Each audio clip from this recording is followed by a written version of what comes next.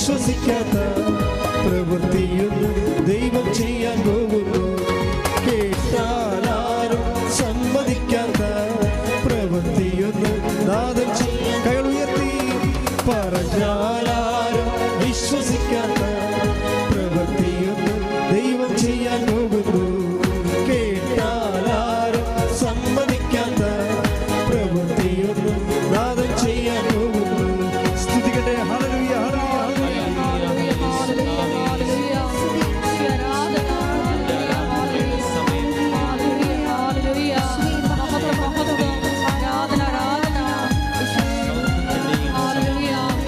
ദുരിതങ്ങളിലൂടെ കടന്നു പോകുന്ന സഹോദരങ്ങളെ ഈ അൾത്താരയിൽ സമർപ്പിച്ചു പ്രാർത്ഥിക്കുന്നു. ജപ്തി നടപടികളിലൂടെ കടന്നു പോകുന്ന സഹോദരങ്ങള്, വാടക വീട്ടിലായിരിക്കുന്ന സഹോദരങ്ങള്, കുഞ്ഞുങ്ങളില്ലാതെ വിഷമിക്കുന്ന സഹോദരങ്ങള്, ദേശീയയാത്രയ്ക്ക് തടസ്സം നേരിടുന്ന സഹോദരങ്ങള്, തിരിഞ്ഞു നിൽക്കുന്ന സഹോദരങ്ങള്, എല്ലാവരെയും ഞങ്ങൾ അൾത്താരയിൽ സമർപ്പിച്ചു പ്രാർത്ഥിക്കുന്നു. അവർക്ക് സാക്ഷി നൽകാനുള്ള, സാക്ഷി പറയാനുള്ള കൃപ നൽകണമേ എന്ന് പ്രാർത്ഥിക്കുന്നു. ഹല്ലേലൂയ, ഹല്ലേലൂയ, യേശുവേ ആരാധന. Hallelujah, hallelujah, hallelujah, hallelujah. യേശുവേ നന്ദി. Hallelujah, hallelujah.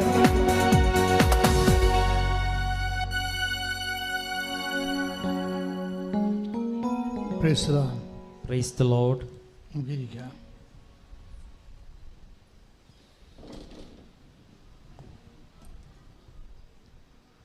പരിശുദ്ധ പരമദിവ്യകാരുണ്യത്തിന് നേരവും ആരാധനയും സ്തുതിയും പുകഴ്ചയും ഉണ്ടായിരിക്കട്ടെ. പരിശുദ്ധ പരമദിവ്യകാരുണ്യത്തിന് നേരവും ആരാധനയും സ്തുതിയും പുകഴ്ചയും ഉണ്ടായിരിക്കട്ടെ. പരിശുദ്ധ പരമദിവ്യകാരുണ്യത്തിന് നേരവും ആരാധനയും സ്തുതിയും പുകഴ്ചയും ഉണ്ടായിരിക്കട്ടെ. എൻ്റെ പ്രിയപ്പെട്ടവരെ,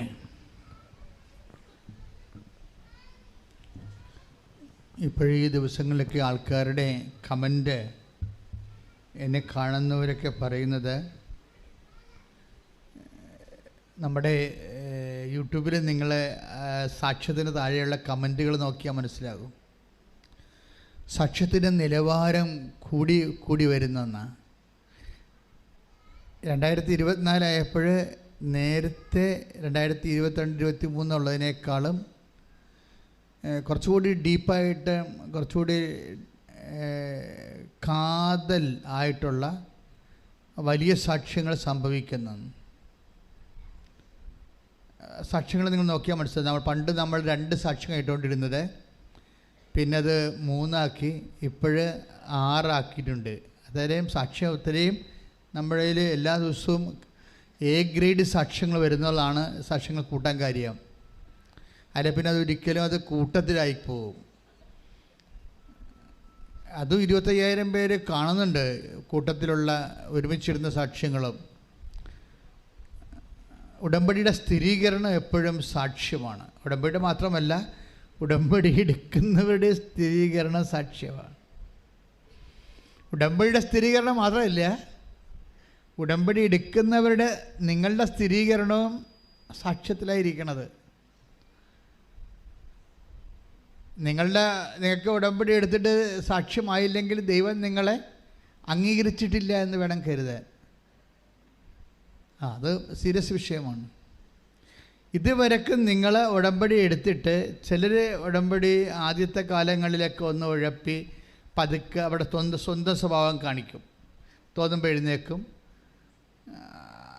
അല്ലെങ്കിൽ രോഗി ശുശ്രൂഷകൾ, അല്ലെങ്കിൽ അത് അമ്മയെക്കൊണ്ട്, അല്ലെങ്കിൽ എനിക്ക് സമയമില്ല അമ്മ പോയി കാണാനൊക്കെ പറയും രോഗികൾ. അങ്ങനെ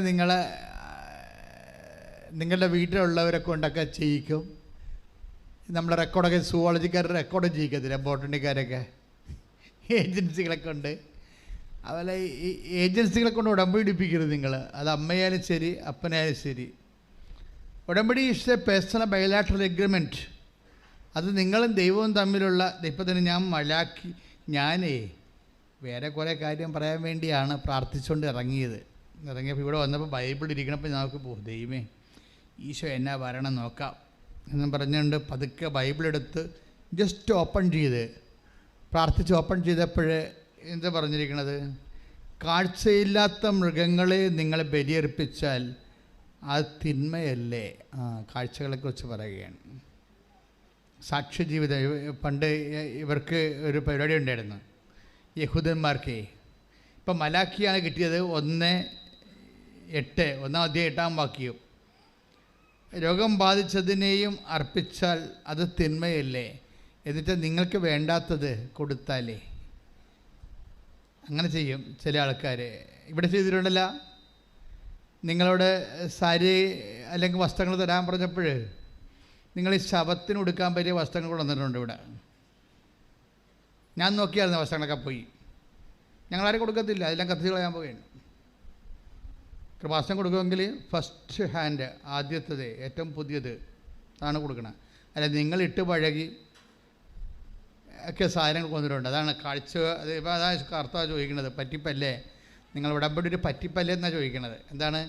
കാഴ്ചയില്ലാത്ത മൃഗങ്ങളെ നിങ്ങൾ അർപ്പിച്ചാൽ അത് തിന്മയല്ലേ എന്ന്. നന്മയല്ല, തിന്മയാണ് ചെയ്തിരിക്കുന്നത്. വീട്ടിൽ വേണ്ടാത്ത സാധനങ്ങളൊക്കെ കൊണ്ടുവന്ന് ഇവിടെ ഡംപ് ചെയ്തിരിക്കുകയാണ് വലിയ ബാഗിൽ. അപ്പോൾ അവർക്ക് പണി വരുന്നുണ്ട്. ഇത് ഞാനിപ്പോൾ ആലോചിച്ച് പറഞ്ഞാൽ നിങ്ങൾക്കറിയാമല്ലോ, ഇവിടെ ഇരുന്ന് കർത്താവിൻ്റെ വചനം ഇരിക്കുമ്പോൾ എനിക്ക് വന്ന് ഈശോയ്ക്ക് എന്തോ സംസാരിക്കാനുണ്ടെന്ന് തോന്നിയപ്പോഴും എടുത്തപ്പോഴാണ് മലാക്കി 1:8 കിട്ടിയത്. ശ്രദ്ധിക്കണം കേട്ടോ. അതിങ്ങനെ കാഴ്ചയിൽ മാത്രമല്ല, ഈ ഉടമ്പടി നടപ്പിൽ വരുത്തുന്നതെല്ലാം വളരെ ശ്രദ്ധിക്കണം. ഉടമ്പടി നടപ്പിൽ വരുത്തുന്നത്, ഇപ്പോൾ കഴിഞ്ഞ ദിവസങ്ങളിലൊരു സാക്ഷ്യം ഉണ്ടായി. എനിക്ക് ഇഷ്ടപ്പെട്ട സാക്ഷ്യങ്ങളാണോ? എല്ലാ സാക്ഷ്യമൊന്നും എനിക്ക് ഇഷ്ടപ്പെടത്തില്ല. ചില സാക്ഷ്യത്തിൽ ഇപ്പോൾ സജ്ജി പണിക്കൻകുടി ഇടുക്കി, സജ്ജി പണിക്കൻകുടി ഇടുക്കി ഒരു ചെറുകിട കർഷകനും റബ്ബർ തൊഴിലാളിയുമാണ്, പാവപ്പെട്ടവനാണ്. ഞാൻ ഈ പാവപ്പെട്ടവരുടെ ഉടമ്പടി വളരെ പ്രത്യേകിച്ച് ശ്രദ്ധിക്കും. എന്ന് വെച്ച് കഴിഞ്ഞാൽ അവർ 0 ആണല്ലോ, അവർക്ക് സ്വാധീനമില്ല.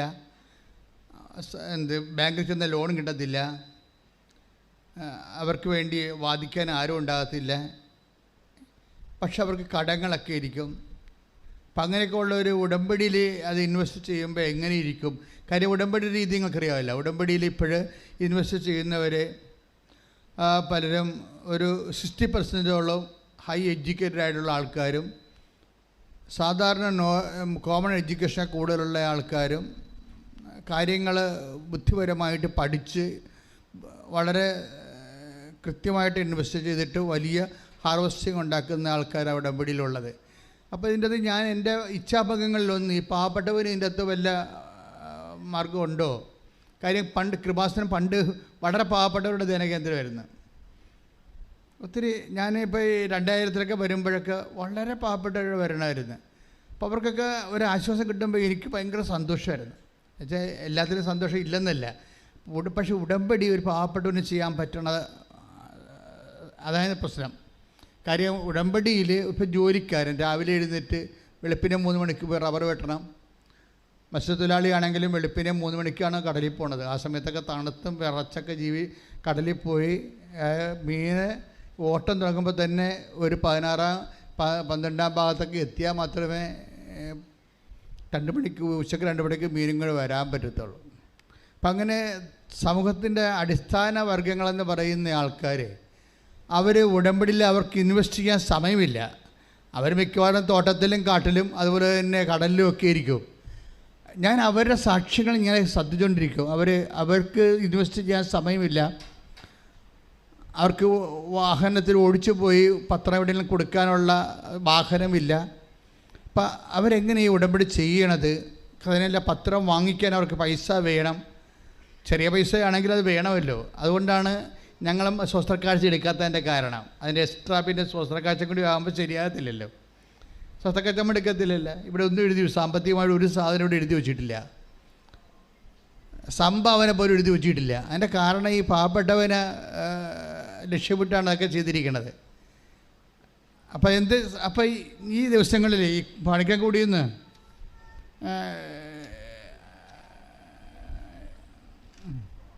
സജി സാക്ഷ്യം പറഞ്ഞപ്പോൾ ഞാൻ ശ്രദ്ധിച്ചു. കാര്യം സജിക്ക് കടമുണ്ട്. വളരെ കഷ്ടപ്പെട്ട് ജീവിക്കുന്ന ഒരു മലയോര കർഷകനാണ്. അപ്പം അദ്ദേഹത്തിൻ്റെ പ്രശ്നം ഈ കടങ്ങളിങ്ങനെ പരിഹരിക്കാൻ പറ്റുമെന്ന് അദ്ദേഹത്തിന് ഒരു പിടിയില്ല. കാര്യം നമ്മൾ മുമ്പിലൊന്നും കാണുന്നില്ല. നമുക്കിപ്പോൾ ചിലർക്കിടങ്കിൽ വസ്തു വിൽക്കാം, അല്ലെങ്കിൽ പണയം വെക്കാം, സ്വർണം പണയം വെക്കാം, വായ്പ വാങ്ങിക്കാം എന്നൊക്കെ പറഞ്ഞ് നമുക്ക് എന്തെങ്കിലും ഒരു പ്ലാൻ ഉണ്ടാവുക. പ്ലാനിന് പോലും സാധ്യമില്ലാത്തൊരു മനുഷ്യനാണ്. അപ്പോൾ ഒരു സീറോയാണ് ശരിക്കും. പ്ലാനിന് പോലും നമുക്കൊന്ന് ഒരു പദ്ധതി വിഭാവന ചെയ്യാൻ, സങ്കല്പിക്കാൻ പോലും ഒരു സാധ്യതയില്ലാത്ത, സങ്കല്പത്തിന് പോലും സാധ്യതയില്ലാത്ത ഒരു ജീവിതമാണ്. അപ്പോൾ അവർക്ക് ഉടമ്പടിയിൽ എങ്ങനെയാണ് അവരെ, ഉടമ്പടിയിൽ മാതാവ് ഏത് രീതിയിലാണ് അവരെ കാറ്റർ ചെയ്യണത്, അതൊക്കെ എൻ്റെ ഒരു ആധ്യാത്മികമായ ആശങ്കയുടെ ഒരു സബ്ജക്റ്റാണ്. അപ്പോൾ ഈ സജി സാക്ഷ്യം പറഞ്ഞപ്പോൾ ഞാൻ ശ്രദ്ധിച്ചു. അപ്പോൾ സജി ഉടമ്പടി എടുത്തു കഴിഞ്ഞപ്പോൾ, ഉടമ്പടി എടുക്കണ മുമ്പ് വേറൊരു കൂട്ടുകാരനോട് സംസാരിച്ചപ്പോൾ കൂട്ടുകാരൻ്റെ ഭാര്യ ഇറ്റലിയിൽ പോകണം. അപ്പോൾ കൂട്ടുകാരൻ പറഞ്ഞു, എടാ ഇനിയുള്ള കാലത്ത് നാട്ടിൽ കിടന്നൊരു കാര്യമില്ല, ഇങ്ങനെയൊക്കെ വല്ലതൊക്കെ ചെയ്താൽ മാത്രമേ ജീവിക്കാൻ പറ്റത്തുള്ളൂ എന്നൊക്കെ പറഞ്ഞ് ഇവർ തമ്മിൽ ഡയലോഗ് പറയുകയാണ്. പക്ഷേ കൂട്ടുകാരൻ്റെ ഭാര്യ നേഴ്സാണ്. അപ്പം സജിക്കും വൈഫിനെ എവിടെയെങ്കിലും വിടണമെന്നല്ലാതെ ഒറ്റത്തടി കൊണ്ട് ജോലി ചെയ്ത് കടങ്ങളെ പരിഹരിക്കാൻ പറ്റുമോ എന്നുള്ളതിനെക്കുറിച്ച് ഒരു ഐഡിയയുമില്ല. അപ്പോൾ ഒരു ഐഡിയയും ഇല്ലാത്തവൻ്റെ ഐഡിയയാണ് ഈ ഉടമ്പടി എന്ന് പറയണത്. Price the Lord. അപ്പോൾ സജിക്കും തോന്നിയുണ്ട്, ആരെങ്കിലും ഒരാൾ ഇവിടുന്ന് പോയി എവിടെയെങ്കിലും പോയി ജോലി ചെയ്താലേ ഉള്ള കടങ്ങളെ പരിഹരിക്കാൻ, കുഞ്ഞുങ്ങളെ പറ്റി വളർത്താൻ പറ്റത്തുള്ളൂ എന്നുള്ള ഐഡിയ ഉണ്ട്. പക്ഷേ എന്താ, വിദേശത്തൊന്നും പോകാൻ പറ്റത്തില്ല ഈ പറഞ്ഞ പോലെ. കാര്യം വിദേശത്ത് പോകാൻ കുറേ ഡീമെരിറ്റ്സുകളുണ്ട്. ഒന്ന്, സജിയുടെ വൈഫാണ് പോകേണ്ടത്, അവർ നേഴ്സല്ല.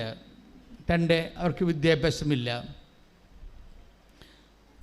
ഇനി നേഴ്സുമല്ല, വിദ്യാഭ്യാസം ഇല്ലെങ്കിലും പിന്നെ എന്താ, അവർക്ക് വയസ്സ് 45 കഴിഞ്ഞതാണ്. അപ്പോൾ നോക്കിയേ, അയാളിപ്പോൾ എന്ത് സ്വപ്നം കാണാനാ, എന്താലോചിക്കാനാ? അയാൾക്ക് സ്വപ്നം കാണാനുള്ളത് ഉടമ്പടി മാത്രമേ ഉള്ളൂ. പക്ഷേ അയാൾ ആ ഉടമ്പടി വന്ന് ഇനി മാതാവ് എന്തെങ്കിലും ചെയ്യട്ടെ, ഞാൻ ചിന്തിച്ചിട്ട് ഒരു ഐഡിയയും കിട്ടണില്ല, മാതാവ് എന്തെങ്കിലും ചെയ്യട്ടെന്ന് പറയും. കാരണം നമ്മൾ ദൈവത്തിൻ്റെ കയ്യിലേക്ക് ടോട്ടൽ സറണ്ടറാണ്. ഉടമ്പടി എന്ന് പറയുന്നത് എന്താ? നിങ്ങൾക്ക് എന്താ സംഭവിച്ചിരിക്കണമെന്ന് അറിയാവോ? നിങ്ങൾ ഇത് ഒരുതരം പോഴൻ കളിയായിട്ട് ഒക്കട്ടെ എന്നുള്ള രീതിയിൽ അത് പതുക്കെ നിങ്ങളതിൻ്റെ അകത്ത് ഊർജം ഇൻവെസ്റ്റ് ചെയ്യണില്ല. ഒരു ചട്ടപ്പടി പ്രോഗ്രാം പോലെ, സാമ്പ്രദായിക ഉടമ്പടിയായിട്ട് ഇങ്ങനെ അനുഷ്ഠാന കർമ്മം പോലെ, വഴിപാട് പോലെ ആക്കി തീർക്കുകയാണ്. അങ്ങനെ വന്നാൽ ഇത് കത്തത്തില്ല. ഉടമ്പടി അങ്ങനെയുള്ള ഒരു വാദപ്പനി വരുന്ന ആൾക്കാർക്ക്, ആധ്യാത്മിക വാദപ്പനി ഉള്ളവർക്ക് ചെയ്യാൻ പറ്റിയ സംഭവമല്ല ഇത്. വേണ്ടത് സത്യസന്ധതയാണ്. ഉടമ്പടിയിൽ ആദ്യം വേണ്ടത് വിശ്വസ്തത, സത്യസന്ധത, ഇത്രയും സംഭവമാണ് വേണ്ടത്. പിന്നെ ഇത്തിരി സത്യസന്ധത ഇത്തിരി കൂടിയ കുഴപ്പമൊന്നും വരത്തില്ല, അത് നന്മയെ ചെയ്യത്തുള്ളൂ. ഇത്തിരി സത്യസന്ധത ദൈവത്തിൻ്റെ തിരുസന്നിധി കൂടിയെന്നും പറഞ്ഞുകൊണ്ട് നമുക്ക് നഷ്ടമുണ്ടായാലും അതിൻ്റെ അകത്ത് ഫലത്തിൽ കുഴപ്പമുണ്ടാകത്തില്ല. ഇപ്പം സജി വന്ന് ഉടമ്പടി ചെയ്തു, എന്താ ചെയ്യുന്നത്? എന്താ അതിൻ്റെ ഉദ്ദേശം എന്താണ്? എനിക്കൊരു ഐഡിയയും കിട്ടണില്ല, മാതാവ് എന്തെങ്കിലും മാതാവിൻ്റെ ബുദ്ധിയിൽ ചെയ്യട്ടെ എന്ന് വിചാരിച്ചുകൊണ്ട് മാതാവിന് ടോട്ടൽ സറണ്ടറാണ്. അപ്പോൾ അതായത് നിന്ന് പ്രാർത്ഥിച്ചൊരു, മാതാവ് എൻ്റെ കയ്യിൽ വഴിയൊന്നുമില്ല, വഴിയുണ്ടെങ്കിലും ഒക്കെ ഇതിന് പൈസയും ഇല്ല, ഇങ്ങനെ അതായത് നിങ്ങൾക്കറിയാതെ ഞാൻ ആദ്യ കാലങ്ങളിലൊക്കെ ഉടമ്പടിയെക്കുറിച്ച് പറയുമ്പോൾ ഈശോ എന്നോട് പറഞ്ഞിരുന്നത് ഇത് നോട്ട് ബൈ മെറിറ്റിൽ വർക്ക് ചെയ്യുമെന്നാണ് പറഞ്ഞത്. ഞാൻ അച്ഛനായിട്ട് 38 കൊല്ലമായി. ഉടമ്പടി തരണം 2016. 2017 തൊട്ട് എനിക്ക് നോട്ട് ബൈ മെറിറ്റ് വരാൻ കർത്താവ് ഇങ്ങനെ അടയാളപ്പെടുത്താൻ തുടങ്ങി, not by merit but by grace എന്ന്. പക്ഷേ ഇത് കേട്ട് അച്ഛന്മാർ വേണമെങ്കിൽ എന്നെ വേണമെങ്കിൽ വിലക്കാൻ പറ്റും. എന്താ കാര്യം? Not by merit but by grace എന്ന് പറയുന്നത് Ephesians 2:8 ഒരു ഗോസ്പൽ ഫോർമുലയാണ്. അതെന്ത് വേണ്ട? അത് നിത്യരക്ഷയ്ക്ക് വേണ്ടിയുള്ളതാണ്. മനുഷ്യൻ്റെ നിത്യരക്ഷയില്ലേ, നിത്യതയ്ക്ക് വേണ്ടി ദൈവം കണ്ടുപിടിച്ച ഫോർമുലയാണ്. നിങ്ങളുടെ യോഗ്യത കൊണ്ടല്ല, ദൈവത്തിൻ്റെ കൃപ കൊണ്ടാണെന്ന്. യേശുക്രിസ്തു തന്നെ വിശുദ്ധമായ രക്തത്തെ വീണ്ടെടുക്കപ്പെട്ട നിത്യതയ്ക്ക് വേണ്ടി നമുക്ക് കൊടുക്കാൻ, വില കൊടുക്കാൻ നമ്മുടെ കയ്യിൽ അതിന് പറ്റിയ ഉരുപ്പടി വിലയില്ല. അപ്പം നമുക്കത് ഈ ജന്മത്തിൽ കൊടുത്തു തീർക്കാൻ പറ്റത്തില്ല എന്നുണ്ടെങ്കിൽ ദൈവത്തിൻ്റെ മുമ്പിലുള്ള ഓപ്ഷൻ എന്താണ്? ബട്ട് ബൈ ഗ്രേസ്, ദൈവത്തിൻ്റെ കൃപ നമുക്ക് നൽകുക എന്നുള്ളതാണ്. അപ്പോൾ ആ ഫോർമുല എന്നാണ് പരിശുദ്ധാത്മാവ് പൗലോസിന് കൈമാറി കൊടുത്തത്. രക്ഷ നിങ്ങളുടെ സമീപത്തുണ്ട്. അത് ലഭിക്കണത് നിങ്ങളുടെ യോഗ്യത കൊണ്ടല്ല, ദൈവത്തിൻ്റെ കൃപ കൊണ്ടാണെന്ന്. ഉടമ്പടി കാലം വന്നപ്പോൾ കർത്താവ് എന്ത് ചെയ്ത് നിത്യതയ്ക്ക് വേണ്ടിയുള്ള ഫോർമുല അനുദിന ജീവിതത്തിന് വേണ്ടിയാക്കി ആപ്ലിക്കേറ്റ് ചെയ്ത് എനിക്ക് തന്നാണ്. അപ്പോൾ ഞാൻ അന്ന് പോലും സംസാരിക്കാൻ തുടങ്ങി. ഉടമ്പടി വർക്ക് ചെയ്യാൻ പോണതെല്ലാം നോട്ട് ബൈ മെറിറ്റിലാണ്. നിങ്ങളുടെ കഴിവിലല്ല, നിങ്ങളുടെ വിദ്യാഭ്യാസത്തിലല്ല, നിങ്ങളുടെ ആരോഗ്യത്തിലല്ല, നിങ്ങളുടെ എക്സ്പീരിയൻസിലല്ല, കർത്താവിൻ്റെ കൃപയിലാണെന്ന്. ഞാനത് പറയാൻ തുടങ്ങിയതിന് ശേഷം കർത്താവ് ആ രീതി ഒത്തിരിയേറെ അനുഭവങ്ങൾ തരാൻ തുടങ്ങി. അപ്പോൾ എനിക്ക് മനസ്സിലായി നിത്യതയ്ക്ക് വേണ്ടി മാത്രമുള്ള ജീവിത ഫോർമുലയല്ല ഇത്, അനുദിന ജീവിതത്തിനും ഇത് തന്നെയാണ് ആപ്ലിക്കേഷൻ എന്ന് പറഞ്ഞത്. ശ്രദ്ധിക്കട്ടെ. ഹല്ലേലൂയ. Hallelujah, hallelujah, hallelujah. യേശുവേ നന്ദി. Hallelujah, hallelujah, hallelujah, hallelujah, hallelujah, hallelujah. യേശുവേ നന്ദി. Hallelujah, hallelujah. കൃപമതിയേ, കൃപമതിയേ, അളവില്ലാത്ത നിൻ കൃപമതിയേ, കൃപമതിയേ, കൃപമതിയേ, അളവില്ലാത്ത നിൻ കൃപമതിയേ.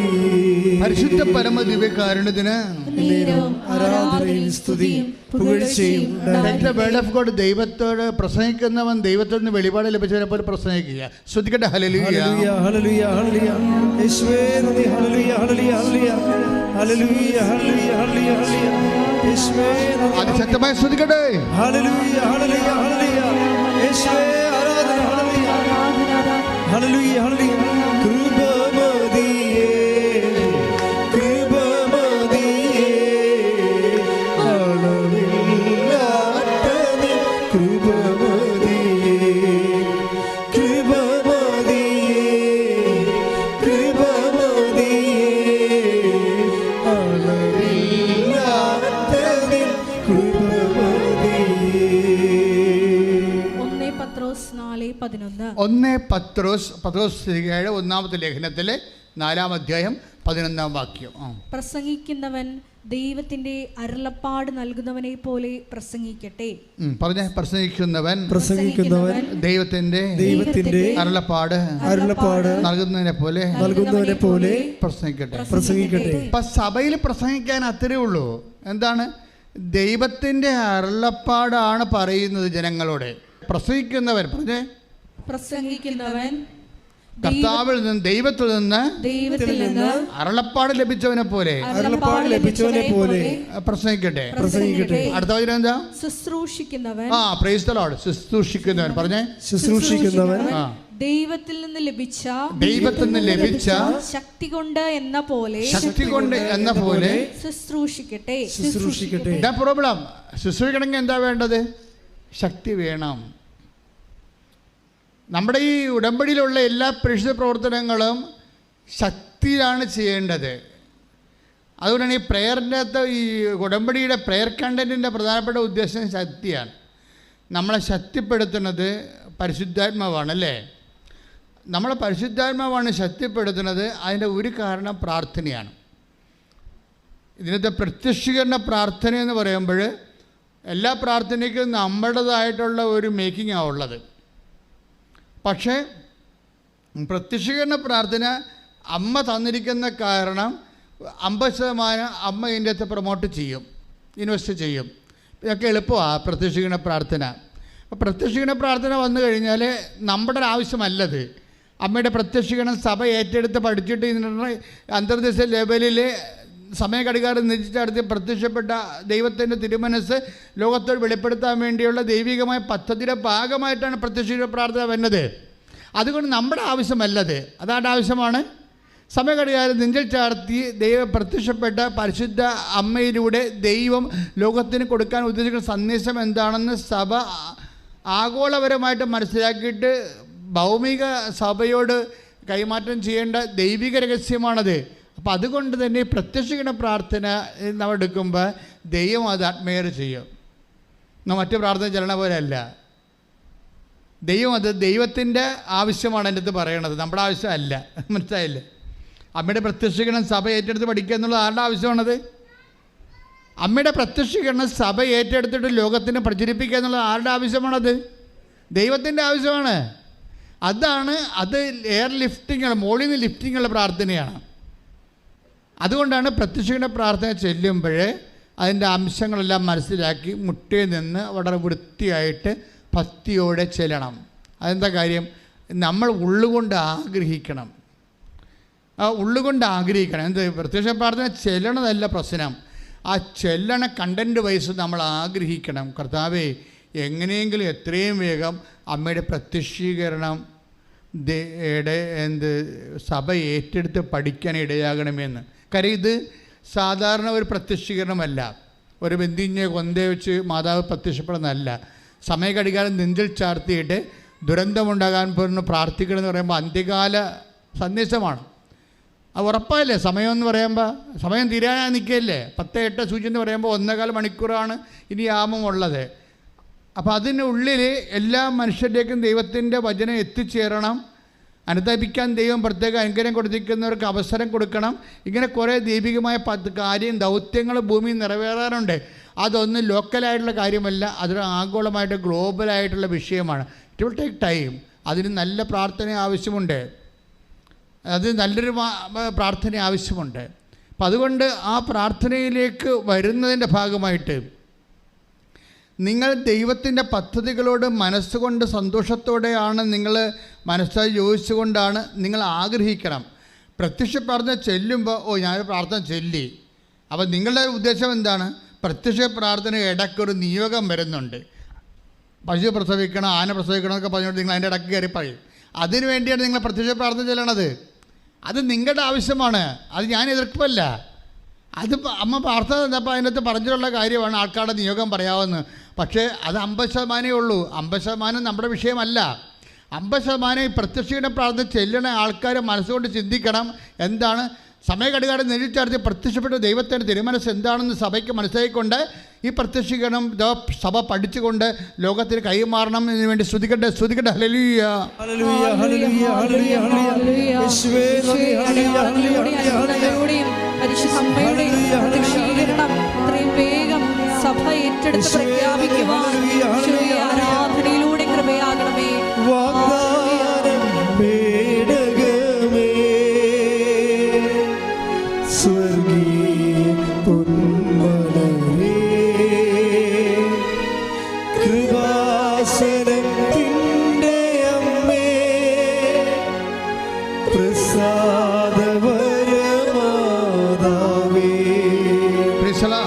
അത് എനിക്ക് തോന്നുന്നത് ഈ പ്രത്യക്ഷീകരണ പ്രാർത്ഥന മര്യാദയ്ക്ക് സത്യസന്ധമായിട്ട് ഉള്ളിലെ അമ്മയുടെ പ്രത്യക്ഷീകരണം സഭ ഏറ്റെടുക്കണമെന്ന് ആന്തരിക ദാഹത്തോടു കൂടി നിങ്ങൾ പ്രാർത്ഥിക്കുകയാണെങ്കിൽ പെട്ടെന്ന് നിങ്ങൾക്ക് വലിയ എയർ ലിഫ്റ്റ് കിട്ടുമെന്ന് എനിക്ക് തോന്നണത്. കാര്യം എന്ന് വെച്ച് കഴിഞ്ഞാൽ 2016 സെപ്റ്റംബറിൽ നമ്മൾ ഉടമ്പടി ആരംഭിക്കുമ്പോൾ, 15 സെപ്റ്റംബറിൽ ആരംഭിക്കുമ്പോൾ അതിന് മുമ്പ് 6 മാസക്കാലം പ്രത്യക്ഷീകരണ പ്രാർത്ഥന മാത്രം ചെല്ലിയ ഒരു കാലമുണ്ടായിരുന്നു. അന്ന് ഉടമ്പടി ഇല്ലായിരുന്നു. ആ പ്രത്യക്ഷീകരണ പ്രാർത്ഥന മാത്രം ചെല്ലിയ സമയത്ത് പോലും ആ പ്രത്യക്ഷീകരണ പ്രാർത്ഥന ചെല്ലണ കൊണ്ട് മാത്രം ചെല്ലിയവരെയെല്ലാം അമ്മ അനുഗ്രഹിക്കുകയും അമ്മയുടെ സാന്നിധ്യം കൊടുക്കുകയും ചെയ്യുന്ന ഒരു കാലമുണ്ടായിരുന്നു. അപ്പോൾ അതൊക്കെ മനസ്സിലാവും. ഈ ഉടമ്പടി തന്നെ ഉടമ്പടി പിന്നീട് ദൈവം തന്നതാണ്. ആദ്യം തന്നെ പ്രത്യക്ഷീകരണ പ്രാർത്ഥനയാണ്. അതിൻ്റെ ഉദ്ദേശം ഈ പ്രത്യക്ഷീകരണം ദൈവം ഏറ്റെടുക്കുക, സഭ ഏറ്റെടുക്കുകയും തന്നെയാണ്. എൻ്റെ മക്കളെ, അതുകൊണ്ട് ഈ പ്രത്യക്ഷീകരണ പ്രാർത്ഥനയിലാണ് ശക്തി ഇരിക്കുന്നത്. ഇപ്പം എന്താ നമ്മൾ വചനം 10 ദിവസത്തിൻ്റെ 4, 11 വായിച്ചത് എന്താണ്? ശുശ്രൂഷിക്കുന്നവൻ പറഞ്ഞ് ശുശ്രൂഷിക്കുന്നവൻ ദൈവത്തിൽ നിന്ന് ശക്തി ലഭിച്ചവനെ പോലെ ശുശ്രൂഷിക്കട്ടെ. ഇത് ഒരു ശക്തിയും ഇല്ലാതെയാണ് ശുശ്രൂഷിക്കണം. വാദപ്പനി പിടിച്ചവനെ പോലെ. ഇനി ആർക്കാണ് പത്രം കൊടുക്കാനുള്ളത്? ദൈവത്തിന് നാളെ കൊടുക്കാമായിരിക്കും, അല്ലേ മറ്റൊന്നാ കൊടുക്കാം. നാളെ ഞാൻ ആലപ്പുഴ പോകുന്നുണ്ട്, അല്ലെങ്കിൽ ഞാൻ കോട്ടയത്ത് പോകുന്നുണ്ട്, അപ്പോഴാ മറ്റേ കൊടുക്കുക. ആരെങ്കിലും കാണാം. അപ്പോഴും നാട്ടിൽ കൊടുക്കത്തില്ല. നാട്ടിൽ കൊടുത്ത ആൾക്കാർ കാണത്തില്ലേ? നാട്ടിലെ അയൽവാസിക്കൊന്നും കൊടുത്തില്ല. അപ്പം ചോദിക്കും, നിനക്ക് ഇതേ പണിയുള്ളതെന്ന് ചോദിക്കും. നീ ഇതും കൊണ്ട് നടന്നിട്ട് എന്നാ പുഴുങ്ങിയെന്ന് ചോദിക്കും. അപ്പോൾ അവർ നാക്കിട്ടടിക്കണ കാരണം ഞാൻ നാട്ടുകാരെ പേടിയാണ് എനിക്ക്. അപ്പം ശക്തിയില്ല. 10 കൊണ്ടായാലും അവരിങ്ങോട്ട് കുറേ ചോദ്യം ചോദിക്കൂലേ? നീ ഇത്രയും നാൾ കൊണ്ടുപോയിട്ട് നിൻ്റെ മോളെ കെട്ടിച്ചാ, നിനക്ക് വീട് വെച്ചാ, നിൻ്റെ രോഗം മാറിയാ, പിന്നെ അതിനകത്ത് ഇത് ചോദ്യം ഉണ്ടാക്കണമെന്ന് ചോദിക്കുമ്പോൾ നാട്ടുകാർക്ക് നമ്മുടെ അവസ്ഥ അറിയാവുന്ന കാരണം നമ്മൾ നാട്ടിൽ കൊടുക്കത്തില്ല. അടുത്ത നാട്ടിൽ കൊണ്ടേ കൊടുക്കും, ടൗണിലേക്ക് കൊണ്ടേ കൊടുക്കും. ദാറ്റ് മീൻസ് ശക്തിയില്ല. നിങ്ങളുടെ ശക്തി ആരാ കളഞ്ഞത്? നാട്ടുകാർ കളഞ്ഞു. അതുകൊണ്ട് നാട്ടിലോ അയൽവാസികളോ ഇടവക പള്ളിയിലോ കൊടുക്കുന്നതിന് പകരം പുറത്ത് കൊണ്ട് കൊടുക്കേണ്ട എന്നല്ല പറയണത്. നിങ്ങൾ ഇപ്പോൾ ഇങ്ങനെ പേടിച്ചു, എങ്ങനെ ഉടമ്പടി എടുത്തു പോയില്ലേ, കൊടുത്തില്ലെങ്കിൽ പിന്നെ പണിയായി പോകുമല്ലോ എന്നൊക്കെ വിചാരിച്ചുണ്ടാക്കാൻ വേണ്ടി ഒക്കാനിക്കാനിരുന്ന് കഴിഞ്ഞാൽ ശക്തിയില്ലെന്നാണ് അർത്ഥം. ശുശ്രൂഷയ്ക്ക് ശക്തിയില്ല. ശുശ്രൂഷയ്ക്ക് ദൈവികമായിട്ടുള്ള അല്ല കൊടുക്കണത്, മാനുഷികമായിട്ടാണ് കൊടുക്കുന്നത്. ഉടമ്പടി വർക്കൗട്ട് ചെയ്യത്തില്ല. അതുകൊണ്ടാണ് 1:10 4:11 പറയണത്. ഏറ്റു പറഞ്ഞ് ശുശ്രൂഷിക്കുന്നവൻ ദൈവത്തിൽ നിന്ന് ശക്തി ലഭിച്ചവനെ പോലെ ശുശ്രൂഷിക്കട്ടെ. അപ്പോഴേ ഈ ആദ്യം ഈ സജി എന്ന് പറയുന്ന കക്ഷി ഉടമ്പടി ഇങ്ങനെ ശക്തിയില്ലാതെ ചെയ്തുകൊണ്ടിരുന്നത്. അത് കാരണം എന്നാ പറ്റിയെന്ന് വെച്ച് കഴിഞ്ഞാൽ പുള്ളിക്കാരൻ്റെ ഇതൊന്നും കാര്യം, ഒന്നാമത് വൈഫിന് 45 വയസ്സ് കഴിഞ്ഞ്, രണ്ടാമത്തെ വിദ്യാഭ്യാസം ഇല്ല, മൂന്നാമത്തെ ഒരു നേഴ്സല്ല, അങ്ങനെ പല പ്രശ്നങ്ങളുണ്ട്. പിന്നെ എവിടെ നിന്നൊക്കെ ലോണ് സംഘടിപ്പിച്ച് കിട്ടി, അതും കുറച്ച് പാടുപെട്ടാണെങ്കിൽ ലോണ് കിട്ടിയെങ്കിലും സെറ്റാകണില്ല, ആളെ കയറ്റിവിടാൻ പറ്റണില്ല. ഇപ്പോൾ കടവുമായി ആളെ കയറ്റിവിടാൻ പറ്റണില്ല, വല്ലാത്ത അവസ്ഥയായി. പക്ഷേ ഈ മനുഷ്യൻ്റെ ഒരു ഉടമ്പടി ഒരു ട്വിസ്റ്റ് വരുത്തി. പഴയതിനേക്കാൾ എപ്പോഴും നമ്മൾ ഓർക്കേണ്ടത് ഉടമ്പടിയിൽ ഓരോ മാസവും അതിൻ്റെ ട്വിസ്റ്റിംഗ് ഉണ്ടാകണം. കാര്യം ദൈവം മുമ്പത്തേക്കാൾ കുറച്ചുകൂടി നിങ്ങളുടെ വിശ്വാസവും അതുപോലെ തന്നെ ദൈവസ്നേഹവും ഒക്കെ വർദ്ധിച്ചിട്ട് വേണം. അങ്ങനെ ഒരു അപ്ഡേഷൻസ് എപ്പോഴും നമ്മുടെ ആധ്യാത്മിക ജീവിതത്തിൽ ഉണ്ടാകണം. അല്ല മുമ്പത്തേക്കാൾ ഗതികെട്ട രീതി, ഉടമ്പടി എടുത്ത കാലത്തേക്കാൾ ഗതികെട്ടാണ് ഇപ്പം ചെയ്യണമെങ്കിൽ അതിൻ്റെ അർത്ഥം നിങ്ങൾ ചെയ്തിട്ട് കാര്യമില്ല. ഇനി നല്ല വെടിപ്പായിട്ട് കത്തോലിക്കരാണെങ്കിൽ വെടിപ്പായിട്ട് കുമ്പസാരിച്ചിട്ട്, മറ്റുള്ള മതസ്ഥരാണ് മറ്റുള്ള സഹോദരങ്ങളാണെങ്കിൽ ദൈവത്തോട് അനുതാപപ്പെട്ടിട്ട് ഉടമ്പടി കുറച്ചുകൂടി സത്യസന്ധമായിട്ട് ചെയ്യാൻ തുടങ്ങിയ ഒരു കുഴപ്പവും ഉണ്ടാകത്തില്ല. ദൈവത്തോട് കാര്യം അറിയാൻ പാടില്ലല്ലോ, നിങ്ങൾക്ക് അറിയാൻ പാടില്ലല്ലേ ഇങ്ങനെ വന്നത്. അപ്പോൾ അതുകൊണ്ട് ദൈവം അതൊക്കെ ക്ഷമിക്കും. പക്ഷേ എൻ്റെ മക്കൾ ചെയ്യേണ്ടത് വർദ്ധിച്ച് ദൈവസ്നേഹം, വർദ്ധിച്ച് വിശ്വാസം, അങ്ങനെയാണത് കൈകാര്യം ചെയ്ത് പോകേണ്ടത്. അതിൻ്റെ അകത്ത് എല്ലാത്തിനും ഒരു സത്യസന്ധത ഉണ്ടാകണം. ഇപ്പോൾ സജി എന്താ ചെയ്തിരിക്കണത്?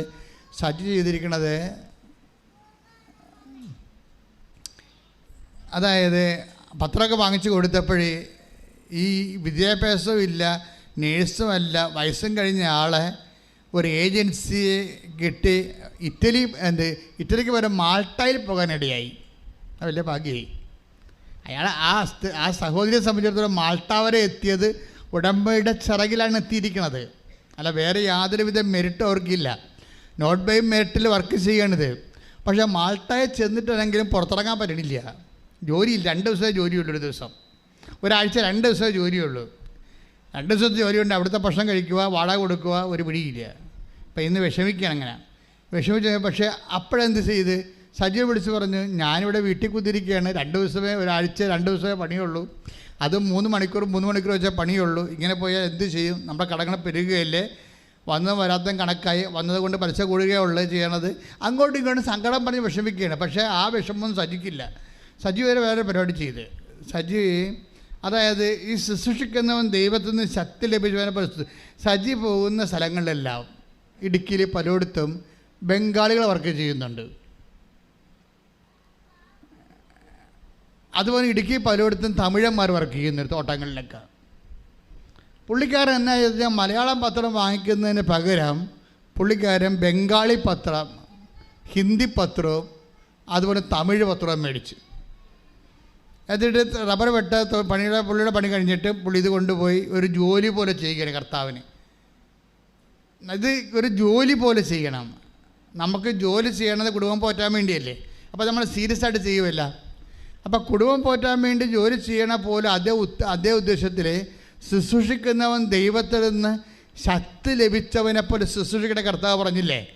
അപ്പോൾ അതുകൊണ്ട് തന്നെ ഒരു ജോലി പോലെ ഇത്തിരി കർത്താവുമായിട്ടൊരു ബന്ധമില്ലാത്ത ആൾക്കാരെ തിരഞ്ഞ് കണ്ടുപിടിച്ചിട്ട് അവരോട് ഹിന്ദി അറിയാൻ പറയാം, മലയാളം അറിയാം, തമിഴ് അറിയാൻ പാടില്ലെങ്കിലും ആ മനുഷ്യൻ കർത്താവിൻ്റെ വേല മറ്റുള്ളവർക്ക് ചെയ്യണം. ചെയ്തു കഴിഞ്ഞപ്പോൾ അത് ഇത്തിരി കട്ടി കൂടിയ പണിയല്ലേ. ഇവൻ സത്യസന്ധനാണെന്ന് ദൈവത്തെ മനസ്സിലായില്ലേ. ദൈവം ഉടനെ ഒരു പണി ചെയ്യും. നിങ്ങൾക്കറിയാവില്ല, നിങ്ങളെക്കുറിച്ചുള്ള എന്നോട് ചോദിച്ചപ്പോൾ എന്നോട് ആരും ചോദിക്കുകയാണ്, അച്ഛാ ബൈബിളിലെ അച്ഛന് ഏറ്റവും ഇഷ്ടപ്പെട്ട അഭിഷേകം കിട്ടിയ വചനം ഏതാണെന്ന് ചോദിച്ചു കഴിഞ്ഞാൽ ഞാൻ പറയാൻ പോണ വചനം 32 സങ്കീർത്തനം 32:12 പറയത്തുള്ളൂ. 32:8 എന്താണ്? നീ നടക്കേണ്ട വഴി നിൻ്റെ മുഖത്ത് നോക്കി ഞാൻ നിന്നെ ഉപദേശിക്കും. Price the Lord. ഒന്ന് പറഞ്ഞേ, നീ നടക്കേണ്ട വഴി നിന്റെ മുഖത്ത് നോക്കി ഞാൻ ഉപദേശിക്കും. അപ്പോഴേ ഈ വചനമാണ് എൻ്റെ മനസ്സിൽ എനിക്ക് ഏറ്റവും അഭിഷേകം കിട്ടിയിരിക്കുന്ന വചനം. അപ്പം നമ്മളെ സംബന്ധിച്ചിടത്തോളം നമ്മൾ നടക്കേണ്ട വഴി നമ്മൾ കണ്ടുപിടിക്കേണ്ട ഒരു കാര്യമില്ല. കർത്താവ് ചോദിച്ചില്ലേ, എന്ത് കുടിക്കും, എന്ത് കഴിക്കും, എന്ത് ധരിക്കട്ടെ. ശ്രദ്ധിക്കട്ടെ. Hallelujah, hallelujah, hallelujah. യേശുവേ നന്ദി. Hallelujah, hallelujah. യേശുവേ ആരാധന, ആരാധന, ആരാധന. മത്തായി 6:25. മത്തായി 6:25. ഞാൻ നിങ്ങളോട് പറയുന്ന എന്ത് ഭക്ഷിക്കും, എന്ത് പാനം ചെയ്യാം, എന്ന് ജീവനെക്കുറിച്ചോ എന്ത് ധരിക്കും, എന്ന് ശരീരത്തെക്കുറിച്ചോ നിങ്ങൾ ഉത്കണ്ഠാകുലരാകേണ്ട. ഭക്ഷണത്തെക്കാൾ ജീവനും വസ്ത്രത്തെക്കാൾ ശരീരവും ശ്രേഷ്ഠമല്ലേ. അപ്പോഴേ നമ്മളെ സംബന്ധിച്ചിടത്തോളം നീ നടക്കേണ്ട വഴി പറഞ്ഞേ, സങ്കീർത്തനം 32:8 എന്താ പറയണത്? നീ നടക്കേണ്ട വഴി. അപ്പൊ ഇത് പറഞ്ഞപ്പോൾ ഞാൻ ഇന്ന് രാവിലെ കുർബാനൊക്കെ അത് ചിന്തിച്ചോണ്ടിരിക്കുകയായിരുന്നു. നീ നടക്കേണ്ട വഴി എന്ന് പറഞ്ഞപ്പോൾ കർത്താവ് പറഞ്ഞ വഴി മാത്രമല്ല, നീ കഴിക്കേണ്ട ഭക്ഷണം, നീ ധരിക്കേണ്ട ഉടുപ്പ്, നീ ചെയ്യേണ്ട ജോലി, നീ വസിക്കേണ്ട വീട്, നീ താമസിക്കേണ്ട ഇടം, എവരിത്തിങ് നിന്റെ കർത്താവിൻ്റെ അടുത്തുണ്ട്. ശ്രദ്ധിക്കട്ടെ.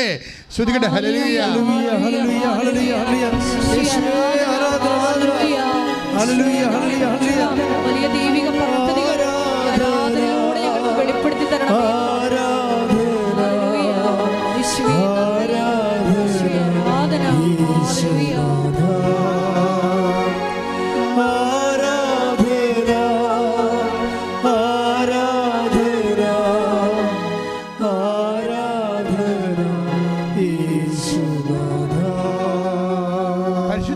ദിവ്യകാരുണ്യത്തിന് ആരാധനയും സ്തുതിയും പുകഴ്ചയും ഉണ്ടായിരിക്കട്ടെ. അപ്പൊ വഴിയും വാതിലും കാണുന്നില്ലെന്നപ്പോൾ തലപോഞ്ഞ് എന്നിട്ട് വിഷമിച്ചിട്ട് ഒരു കഥയുമില്ല. മറിച്ച് ഇതിൻ്റെ ഏറ്റവും കാര്യങ്ങൾ നിന്റെ കർത്താവിൻ്റെ കയ്യിലുണ്ട്. ഞാൻ കഴിഞ്ഞ ദിവസങ്ങളിൽ ഒരു വിഷയത്തെക്കുറിച്ച് കർത്താവിനോട് ഡിസ്കസ് ചെയ്തിട്ട് ഞാൻ പറഞ്ഞു, Isho, is it right, this intention is right or not, is it according to the will of God? ഞാൻ കർത്താവിനോട് ചോദിച്ചു, ഇത് എനിക്ക് ലഭിക്കുന്നതുകൊണ്ട് നിനക്ക് എന്തെങ്കിലും ബുദ്ധിമുട്ടുണ്ടോ? ആധ്യാത്മിക ജീവിതത്തിൽ ഇത് എനിക്കെതിരാണോ എന്ന് ചോദിച്ചപ്പോൾ കർത്താവിനോട് പറഞ്ഞു, ശാന്തശീലർ അനുഗ്രഹീതരാകുന്നു, അവർ ഭൂമി കൈവശമാക്കാൻ. നീ വ്യഗ്രത കാണിക്കേണ്ട, ശാന്തമായിട്ട് കാത്തിരിക്കാൻ പറഞ്ഞു. ദാറ്റ് മീൻസ് ഓരോ കാര്യത്തെക്കുറിച്ചും കർത്താവിന് വ്യക്തതയുണ്ട്. എൻ്റെ ദൈവത്തിൽ നീ നടക്കേണ്ട വഴി, നീ കഴിക്കേണ്ട ഭക്ഷണം, നീ ധരിക്കേണ്ട വസ്ത്രം, നീ താമസിക്കേണ്ട ഇടം, നീ കല്യാണം കഴിക്കേണ്ട വ്യക്തി, എവരിത്തിങ് നിന്റെ കർത്താവിൻ്റെ കൂടെയുണ്ട്. കൈയടിച്ച് ശ്രദ്ധിക്കേണ്ട. Hallelujah, hallelujah, hallelujah, hallelujah. യേശുവേ ഹല്ലേലൂയ.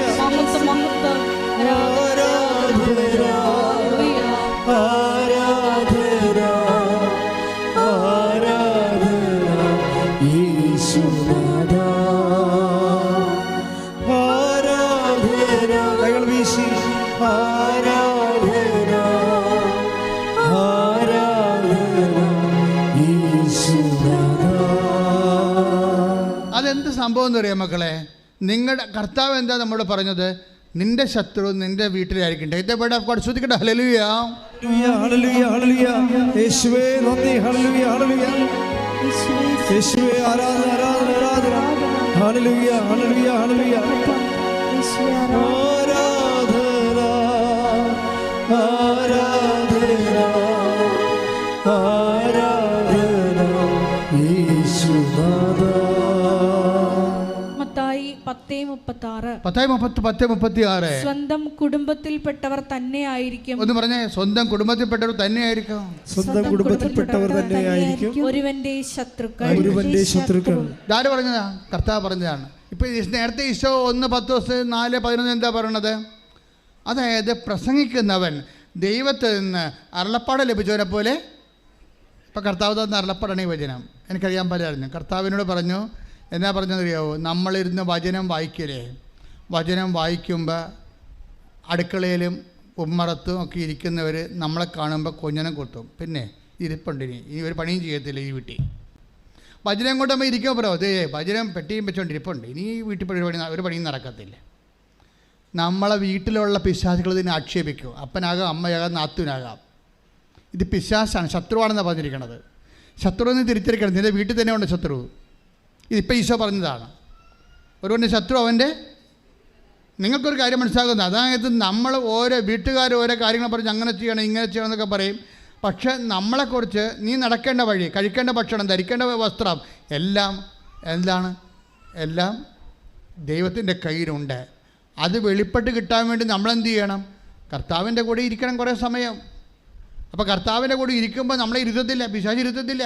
പിശാച് അപ്പനിലൂടെ, നാത്തൂനിലൂടെ, അമ്മയിലൂടെ, ആൻറ്റിയിലൂടെ, ഐരിനിലൂടെ, ആങ്ങളയിലൂടെയൊക്കെ നമ്മൾ സ്ക്രൂ ചെയ്യും. അവളിരുന്നിട്ടുണ്ട്, ഇനി ഒരു പണി നടക്കത്തില്ല വീട്ടിൽ. ഇത്രയും നാൾ ഇതിന് കുത്തിരുന്ന് എന്ത് നേടി? വല്ല ഭ്രാന്ത് പിടിക്കാൻ വേണ്ട, എഴുന്നേറ്റ് പോയെന്ന് പറയും. ആ ബൈബിൾ വായിച്ച ഭ്രാന്ത് പിടിക്കുമെന്ന് ആര് പറയും? അപ്പം പറയണം അത് പിശാചാണെന്ന് നിങ്ങൾ മനസ്സിലാക്കണം. ബൈബിൾ വായിച്ച ഭ്രാന്ത് പിടിക്കുമെന്ന് ആരെങ്കിലും പറയുന്നുണ്ടെങ്കിൽ നിങ്ങൾ അവരെ ഒന്ന് നോക്കണം. അപ്പനായാലും അമ്മയായാലും ആൻറ്റി ആയാലും ആങ്ങളയായാലും നാത്തൂനായാലും നോക്കണം. ഈ സാധനത്തിന് വാലുണ്ട, ഈ സാധനത്തിന് കൊമ്പുണ്ടാന്ന് നോക്കണം. സാധനം വേറെയാണോ വന്നിരിക്കുന്നത്? കർത്താവ് പറഞ്ഞിട്ടുണ്ട്, എൻ്റെ ശത്രു അവൻ്റെ വീട്ടിൽ തന്നെയായിരിക്കും. എൻ്റെ ദൈവപൈതലെ നീ നടക്കേണ്ട വഴി ദൈവപൈതലാകണത് അങ്ങനെയാണ്. ഞങ്ങളൊക്കെ ആയത് അങ്ങനെയാണ്. ഞാൻ ദൈവപൈതലാണെന്ന് വീമ്പടിക്കുകയല്ല. പക്ഷേ ഞാനൊരു കാര്യം ചെയ്തിട്ടുണ്ടെങ്കിൽ ഇന്ന് വരെ നമ്മളിവിടെ എത്തിയിരിക്കുന്നു. ഞാൻ 38 വർഷമായി കർത്താവിനോട് യാത്ര ചെയ്യണത്. ദൈവത്തോടുള്ള ബന്ധമെന്ന് പറയുന്നത് സംഘാതമായ ബന്ധത്തെക്കാൾ വ്യക്തിപരമായ ബന്ധമാണ്. ആ വ്യക്തിപരമായ ബന്ധത്തിൻ്റെ ശാശ്വതമായിട്ട് ആ വ്യക്തിപരമായ ബന്ധം കൃത്യമാകാൻ വേണ്ടി, ആ വ്യക്തിബന്ധം ആഴമുള്ളാകാൻ വേണ്ടി ദൈവികമായ ഫോർമുല ഉണ്ട്. ദൈവസ്നേഹത്തോടെ, വിശ്വാസത്തോടെ, സത്യസന്ധതയോടെ ദൈവത്തിലേക്ക് തിരിയുമ്പോൾ ദൈവം ആരാണെന്നും ദൈവം എന്ത് നമ്മളെ കൊണ്ടുണ്ട് എന്ത് തീരുമാനിക്കണമെന്നും നമ്മൾ എങ്ങോട്ട് പോകണമെന്നും എല്ലാം കർത്താവ് വെളിപ്പെടുത്തി തരും. ആ വഴികളിലൂടെയാണ് സഭയെ നമ്മൾ 2000 കൊല്ലങ്ങളായിട്ട് സഭയെ ദൈവം നയിച്ചുകൊണ്ടിരുന്നത്. വ്യക്തികളിലൂടെയാണ്. ഓരോരോ കാലഘട്ടങ്ങളിലും നിങ്ങളുമായിട്ട് ദൈവം സംസാരിക്കുന്നതും നിങ്ങളുടെ കുടുംബം, നിങ്ങളുടെ ജീവിതം, നിങ്ങളുടെ മക്കൾ, നിങ്ങളുടെ പ്രൊഫഷൻ, നിങ്ങളുടെ അതിജീവനം എല്ലാം ദൈവം നിങ്ങളിലൂടെയാണ് വെളിപ്പെടുത്തണമെന്നുണ്ടെങ്കിൽ നിങ്ങൾ ദൈവവുമായിട്ട് ഒരു വ്യക്തിപരമായ സഹിത്വം ഉണ്ടാകണം. അത് പ്രവർത്തനം വഴിയാകാം, പ്രാർത്ഥന വഴിയാകാം, ദൈവവചനം വഴിയാകാം, വായന വഴിയാകാം, ശുശ്രൂഷ വഴിയാകാം. പക്ഷേ by no means it should be a sincere effect. സത്യസന്ധമായിരിക്കണം. ശ്രദ്ധിക്കട്ടെ. Hallelujah, hallelujah, hallelujah, hallelujah, hallelujah. യേശുവേ നന്ദി. Hallelujah, hallelujah, hallelujah. Hallelujah, hallelujah. ആരാധന, ആരാധന,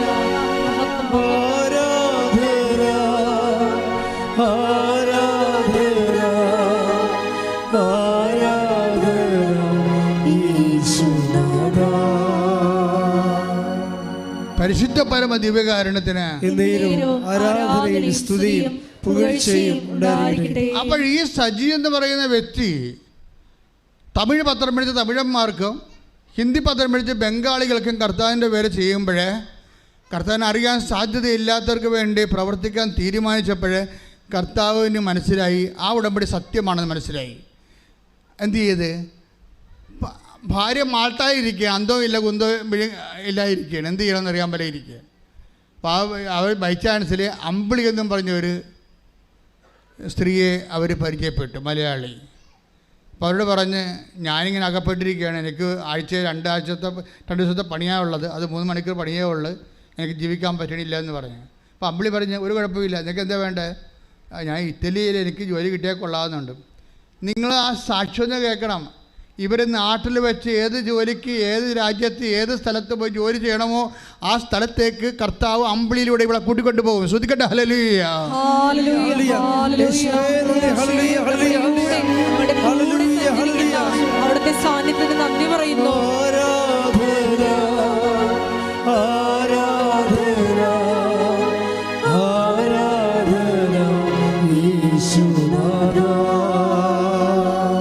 പരിശുദ്ധ പരമദിവ്യകാരുണ്യത്തിന് എന്നേരവും ആരാധനയും സ്തുതിയും പുകഴ്ചയും ഉണ്ടായിരിക്കട്ടെ. അതായത് നമ്മളിങ്ങനെ സത്യസന്ധമായിട്ട് ശുശ്രൂഷ ചെയ്യുമ്പോൾ കണ്ട, ഈ അമ്പിളിയെക്കുറിച്ച് ആർക്കെങ്കിലും അറിയാവോ? ഇവരിങ്ങനെ എയറിൽ നിന്ന് വരികയല്ലേ, കർത്താവിൻ്റെ കയ്യിൽ ഇവരൊക്കെ ഉണ്ടേ. നീ നടക്കേണ്ട അവിടെ നിന്റെ മുഖത്ത് നോക്കി നിന്നെ ഉപദേശിക്കുമെന്ന് പറഞ്ഞില്ലേ? നമ്മൾ സത്യസന്ധമായി ഉടമ്പടി ഇൻവെസ്റ്റ് ചെയ്ത് കഴിയുമ്പോഴേ കർത്താവ് അതിന് പറ്റിയ കറസ്പോണ്ടിങ് ആപ്റ്റ് പേഴ്സണെ കൊണ്ടുവന്ന് പോകും. പിന്നെ അവർ നയിച്ചുകൊണ്ടിരിക്കും ഈ വിഷയത്തെ. നിങ്ങളുടെ ഉടമ്പടിയിൽ എപ്പോഴും അത് ഫയറാകുന്നില്ലെങ്കിൽ എൻ്റെ അർത്ഥം നിങ്ങളെ കർത്താവിനെ പരീക്ഷിക്കാൻ വേണ്ടി ഇപ്പോഴും തയ്യാറായിരിക്കുന്നു എന്നാണ്. സത്യസന്ധമായ ഉടമ്പടിയെ നിങ്ങൾക്ക് എന്ത് കിട്ടുമെന്നുള്ള രീതിയിൽ, അതായത് നിങ്ങൾ ഓരോരുത്തരും എങ്ങനെയാണെന്ന് വെച്ചാൽ ചില കാര്യങ്ങൾ ചെയ്യുന്ന അനുസരിച്ച് നിങ്ങളെ തൂക്കി നോക്കും, ദൈവത്തെ തൂക്കിയിട്ട് ഇത്രയും കഷ്ടപ്പെട്ട് ചെയ്തുകൊണ്ട് നമുക്ക് വല്ല പ്രയോജനം ഉണ്ടായി, ഇല്ലെങ്കിൽ കയ്യിലെ കാശ് പിന്നെയും പോകുകയിലേ ഉള്ളു എന്നൊക്കെ വിചാരിച്ച് ദൈവത്തോട് ഇങ്ങനെ പിച്ചുമ്പയൊക്കെ പറഞ്ഞുകൊണ്ട് ചെയ്യും. അതാണ് ഉടമ്പടി കത്താത്തത്. ഉടമ്പടിയുടെ വെച്ചാൽ ഇനി ദൈവത്തിന് ചെയ്യാൻ പറ്റുന്ന മനുഷ്യരാശിയുമായിട്ട് ബന്ധപ്പെട്ട ഏറ്റവും വലിയ പദ്ധതിയാണ് ഉടമ്പടി. ഞാൻ എന്തെങ്കിലും പറഞ്ഞതെന്ന് വെച്ച് കഴിഞ്ഞാൽ, നമ്മൾ ഇപ്പോൾ അവരെന്താ ചെയ്തിരിക്കുന്നത്, സജി എന്താ ചെയ്തിരിക്കണത്, സത്യസന്ധമായിട്ട് ഉടമ്പടിയുടെ ചെയ്വനകളിലെ ഗ്രേഡ് വർദ്ധിപ്പിച്ചിട്ട് അതിൻ്റെ അകത്ത് തൻ്റെ സത്യസന്ധതയും സിൻസിയറിറ്റിയും വിശ്വസ്തതയും കാണിച്ചു. ഈ വിശ്വസ്തതയും സത്യസന്ധതയും കാണിച്ചാൽ ഞാനൊരു കാര്യം ചോദിക്കട്ടെ, ഇപ്പോൾ ഒരു ഡോളർ നമ്മുടെ കയ്യിലുണ്ടെന്ന് വിചാരിച്ചു, ഡോളർ ഏത് രാജ്യക്കാരനും എടുക്കും, ഒരു കുഴപ്പമില്ല. നമ്മുടെ ജാതിയും മതവും നോക്കിയിട്ടാണ് ആൾക്കാർ ഡോളർ എടുക്കണത്? അല്ല, അത് ഡോളർ ആയതുകൊണ്ടാണ്. ഉടമ്പടിക്ക് എങ്ങനെ സംഭവിച്ചിരിക്കണത്? ഉടമ്പടിയിൽ ഇന്ന ആളെ കൊടുക്കണമെന്ന് നിർബന്ധമില്ല.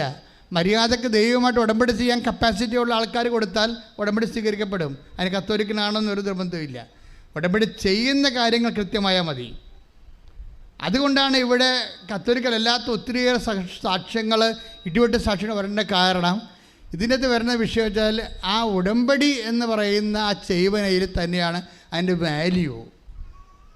വാല്യൂ ഇരിക്കുന്നത്. അത് വൃത്തിയായിട്ട് ചെയ്യാൻ ആർക്ക് കഴിഞ്ഞാലും അവർക്ക് ഏൺ ചെയ്യാൻ പറ്റും. ഇതിൻ്റെ അകത്തുനിന്ന് അത് വൃത്തിയായിട്ട് ചെയ്യാൻ കഴിഞ്ഞാൽ പ്രാർത്ഥിക്കുക, കർത്താവായ ദൈവമേ, ഉടമ്പടിയെ സത്യസന്ധമായി നിറവേറ്റാൻ എനിക്ക് ആവശ്യമായ വിശ്വസ്തത നൽകണമേ. അതെന്താ പ്രശ്നം എന്ന് വെച്ച് കഴിഞ്ഞാൽ, നമ്മളിതെല്ലാം പർച്ചേസിങ് മോഡിലാണ് ഉള്ളത്. ദൈവം നമ്മളെ വിലക്ക് വാങ്ങുന്നു, അതുപോലെ തന്നെ നമ്മുടെ വിലകൾ വർദ്ധിക്കുന്ന അനുസരിച്ച് മാത്രമേ ദൈവം നമ്മളെ വിലക്ക് വാങ്ങത്തുള്ളൂ. നമുക്ക് ഒരു വിലയില്ലാത്ത സാധനത്തിൽ നമ്മൾ വില മുടക്കി മേടിക്കുക, വിലയില്ലാത്ത സാധനം എല്ലായിടത്തും കിട്ടുന്ന സാധനത്തിൽ നമ്മൾ കാശ് മുടക്കി മേടിക്കുക ഇല്ല. ഇപ്പോൾ ഓക്സിജൻ നമ്മൾ ആർക്കാണ് കാശ് കൊടുത്ത് മേടിക്കണം? ഓക്സിജൻ ഇല്ല, മേടിക്കത്തില്ല, എല്ലായിടത്തും ഉണ്ടത്. അതിന് വിലയില്ല. ഒരു കാലം ഉണ്ടാകാൻ ചിലപ്പോൾ ഓക്സിജൻ വില കൊടുത്ത് മേടിക്കണം. ഇപ്പോൾ ഓക്സിജൻ നമ്മൾ വില കൊടുക്കണില്ല, കാര്യം ഓക്സിജൻ എല്ലായിടത്തും ഉണ്ട്. അപ്പോൾ എല്ലായിടത്തും ഇല്ലാത്ത വില കൊടുത്ത് വാങ്ങിക്കേണ്ട സംഭവങ്ങളാണ്, അതനുസരിച്ചിട്ടാണ് ഇതിൻ്റെ വില നിശ്ചയിക്കുന്നത്. അപ്പോൾ ദൈവം ഇപ്പം 1 കൊരിന്ത്യർ 6:20 വായിച്ച് ശ്രദ്ധിക്കട്ടെ. Hallelujah, hallelujah, hallelujah, hallelujah. യേശുവേ നന്ദി. Hallelujah, hallelujah, hallelujah. 1 കൊരിന്ത്യർ 6:20 നിങ്ങൾ വിലയ്ക്ക് വാങ്ങപ്പെട്ടവരാണ്, ആകയാൽ നിങ്ങളുടെ ശരീരത്തിൽ ദൈവത്തെ മഹത്വപ്പെടുത്തുക. കർത്താവ് നമ്മളെ കാണുന്ന വിഷയം എന്താണ്? 1 കൊരിന്ത്യർ 6:20 എന്താ പറയണത്? നിങ്ങൾ നിങ്ങൾ വിലക്ക് വാങ്ങപ്പെട്ടവരാണ്. അതിൻ്റെ അർത്ഥം എന്താ? വിലക്ക് വാങ്ങാൻ വേണ്ടി മാത്രം നമുക്ക് വില ഉണ്ടെന്ന് അതിൻ്റെ അർത്ഥം മനസ്സിലായില്ലേ? വിലക്ക് വാങ്ങാൻ വേണ്ടി മാത്രം നമുക്ക് വിലയില്ലെന്നുണ്ടെങ്കിൽ ആരെങ്കിലും നമ്മൾ വിലക്ക് വാങ്ങിക്കുക? അതാണ് 1 കൊരിന്ത്യർ 6:20 പറയണത്. എന്താ പറയണത്? നിങ്ങൾ വിലക്ക് വാങ്ങപ്പെട്ടവരാണ്. എന്താ കർത്താവിൻ്റെ വചനം ഉദ്ദേശിക്കണത്? കർത്താവിൻ്റെ വിശുദ്ധമായ രക്തത്താൽ വീണ്ടെടുക്കപ്പെട്ടവരാണെന്ന് എൻ്റെ അർത്ഥം. നമുക്ക് വേണ്ടി ക്രിസ്തു മരിക്കാൻ വേണ്ടി മാത്രം നമ്മൾ വിലയുള്ളവരാണ്. കൈയടിച്ച് ശ്രദ്ധിക്കട്ടെ. Hallelujah, hallelujah, hallelujah, hallelujah.